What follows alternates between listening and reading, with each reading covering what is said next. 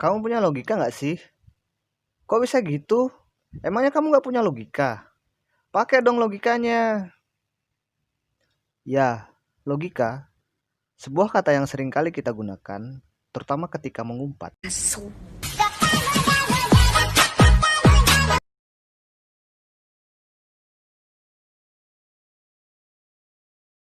Babi itu hewan laut goblok. Ini orang nggak pernah main ke pantai apa gimana sih? Dan logikanya tuh di mana? Di mana logika orang makan bulu babi itu gimana? Kata ini sering kali kita gunakan dan jika didengar secara seksama, sepertinya kebanyakan dari kita menggunakan kata ini untuk menunjuk pada sebuah kegiatan berpikir yang dianggap benar. Bentar-bentar, baru mulai kok bahasanya udah berat gini. Pas berdoa. Oke lanjut. Meski sering digunakan, nampaknya ada semacam bias mengenai istilah ini, terutama ketika seseorang mengumpat. Oke, sepertinya kecepatan kalau langsung ngejelasin sampai sini. Sebelum menjelaskan makna, arti, dan penggunaan kata logika lebih jauh lagi, sepertinya saya harus memberi sebuah definisi yang sederhana dan mudah untuk dipahami mengenai apa sebenarnya logika itu. Jadi, logika itu... Ups.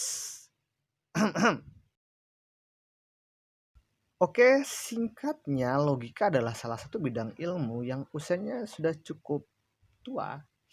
Bisa dikatakan antik lah. Istilah logika ini pertama kali digunakan oleh Zeno dari Citium yang hidup kisaran tahun 334 sampai 262 sebelum Masehi, yang merupakan pendiri dari aliran filsafat Stoicisme pada masa peradaban Yunani kuno yang lalu. Karena alasan inilah kenapa logika punya kedudukan yang penting dalam studi filsafat. Karena secara etimologis, logika adalah sebuah kata yang diserap dari bahasa Yunani, yaitu logikos, yang merupakan bentuk kata benda dari logos. Dan kata logos sendiri memiliki arti sesuatu yang diutarakan. Cinta kali ye. Yeay. Fokus. Fokus. Oke, balik lagi.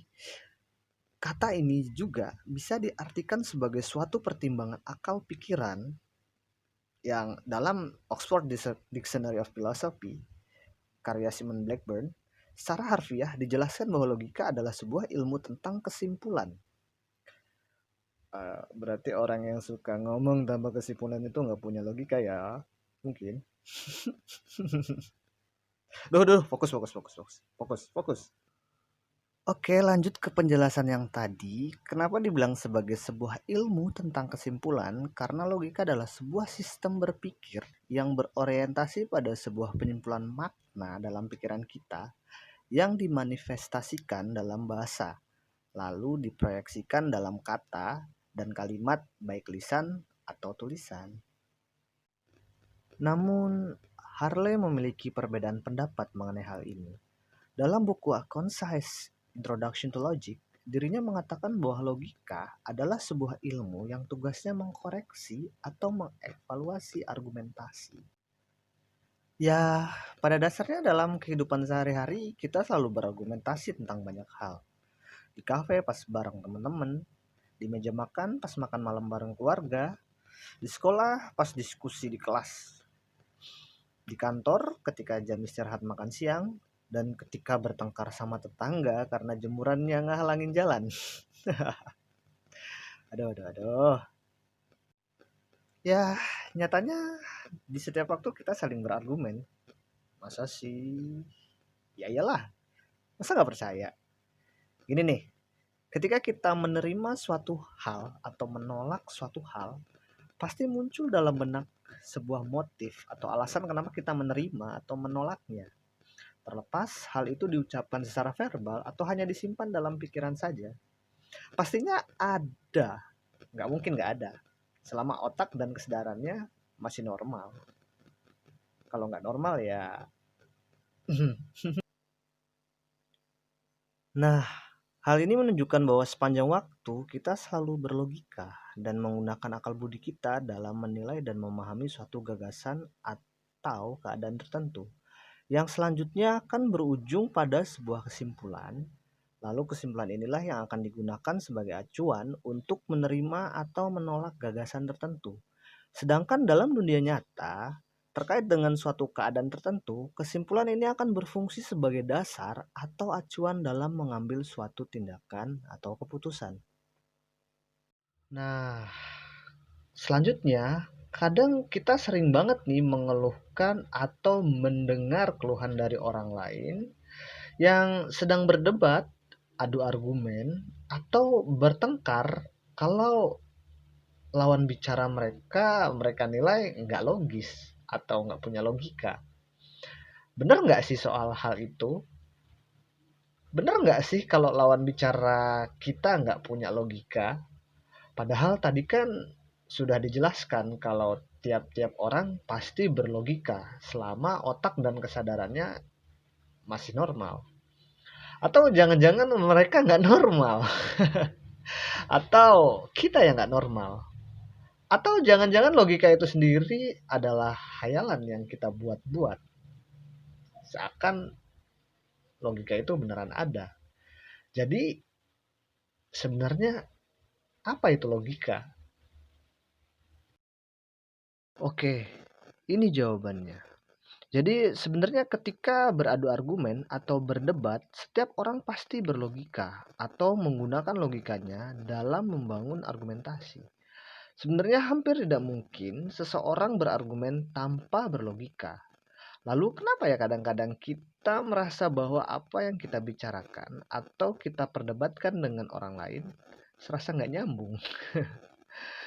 Nah, sebenarnya bukan berarti orang lain atau bahkan diri kita sendiri tidak memiliki logika ketika mendapati ketidaknyambungan pembicaraan.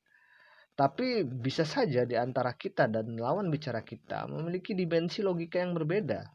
Jadi logika itu sebenarnya banyak jenisnya, sebanyak jumlah individu yang ada di dunia ini. Logika sendiri bisa diartikan sebagai cara berpikir. Oleh sebab itu, jika di dunia ini ada 1 miliar individu, maka akan ada 1 miliar cara berpikir. Bentar-bentar. Tadi kan kata Haril logika itu fungsinya untuk memeriksa argumentasi. Tapi kalau jumlah cara berpikir sebanyak jumlah manusia yang ada, lalu fungsi logika sebagai ilmu buat apa? Jadi kalau gitu nggak ada standarnya dong. Nah, perlu dicatat bahwa memang ada banyak sekali cara berpikir di dunia ini. Tapi tidak semua cara berpikir tersebut dapat dipertanggungjawabkan secara logis. Dalam artian secara ilmu logika. Sebuah argumentasi yang baik pada dasarnya adalah argumentasi yang dibangun di atas kaidah-kaidah berpikir yang dapat dipertanggungjawabkan secara logis tentunya. Artinya, tidak menyalahi aturan-aturan dari cara berpikir itu sendiri. Nah, dari sini saya sampaikan bahwa berpikir itu ada caranya. Jadi, sekarang mari kita berpikir tentang pikiran kita masing-masing. Pening lah tuh. Pada dasarnya, kita sering sekali memberi penilaian pada sesuatu. Dan kita juga sering menilai bahwa penilaian yang kita berikan itu adalah penilaian yang paling logis dibandingkan dengan penilaian yang diberikan oleh orang lain. Tapi ketika ditanya soal yang menjadi acuan atau syarat dari sesuatu dikatakan logis itu seperti apa, tak jarang kita langsung mikir dalam dan malah bertanya balik ke diri sendiri tentang sebenarnya logika itu apa. Dan tak jarang kita juga malah bingung karena tidak mendapatkan jawabannya. Nah, karena hal itu, saya ingin mengenalkan mengenai prinsip-prinsip dasar dalam logika atau hukum-hukum dasar dalam penalaran. Ada 4 prinsip dasar dalam logika yang oleh John Stuart Mill disebut sebagai postulat-postulat universal bagi seluruh penalaran yang ada. 3 dari keempat prinsip dasar itu dirumuskan oleh Aristoteles. Sedangkan yang satunya lagi ditambahkan oleh Gottfried Wilhelm Leibniz. Berikut 4 prinsip dasar penalaran tersebut. 1. Prinsip atau hukum identitas. Principium identity. Berarti suatu hal adalah sama dengan dirinya sendiri, yang jika dirumuskan, maka akan jadi P sama dengan P. Artinya P identik dengan P itu sendiri. Jika P ini diganti dengan aku, maka bisa dibuat sebuah prinsip bahwa aku adalah aku, atau aku adalah identik dengan aku itu sendiri. 2. Prinsip atau hukum non-kontradiksi. Principium non contradictionis. Berarti suatu hal tidak dapat sekaligus merupakan hal tertentu dan bukan hal tertentu dalam waktu yang bersamaan. Jika dibuat sebuah formula, maka akan jadi apa ini? Ini seperti ini. Nah, artinya tidak mungkin P sekaligus non P. Jika P di sini diganti dengan aku, maka dapat dibuat sebuah prinsip bahwa tidak mungkin aku adalah bukan aku. 3. Prinsip tak ada jalan tengah. Principium exclusive terti. Berarti tidak mungkin ada jalan ketiga sebagai jalan tengah antara P dan non-P.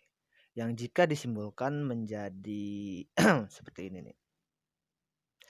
Jika P di sini diganti dengan aku, maka bisa dibuat sebuah prinsip bahwa tidak mungkin ada kemungkinan lain selain aku dan bukan aku. Jadi adanya ya aku, cuma aku satu-satunya. Apaan sih? 4. Prinsip cukup alasan. Principium rationis sufficientis. Berarti bahwa satu perubahan yang terjadi haruslah berdasar pada sebuah alasan yang cukup. Tidak mungkin tiba-tiba berubah begitu saja tanpa sebab yang cukup untuk dipertanggungjawabkan. Jika aku digunakan sebagai subjek untuk menjelaskan hal ini, maka bisa dibuat sebuah prinsip bahwa aku tidak mungkin berubah menjadi bukan aku jika tidak memiliki alasan atau argumentasi yang cukup untuk dipertanggungjawabkan. Sebenarnya prinsip ini adalah pelengkap dari prinsip pertama tadi, yaitu prinsip identitas. Baik, jadi jika prinsip-prinsip tadi disatukan, lalu aku digunakan sebagai kata pengganti subjek yang dibicarakan atau dipikirkan, maka prinsip-prinsip tersebut akan menjadi sebuah proposisi logis yang berbunyi, aku adalah aku. Tidak mungkin aku menjadi bukan aku, dan tidak mungkin ada kemungkinan ketiga atau kemungkinan lain di antara aku dan bukan aku. Jika aku berubah menjadi bukan aku, dan sebaliknya, maka diperlukan alasan yang cukup untuk menjadikannya terjadi.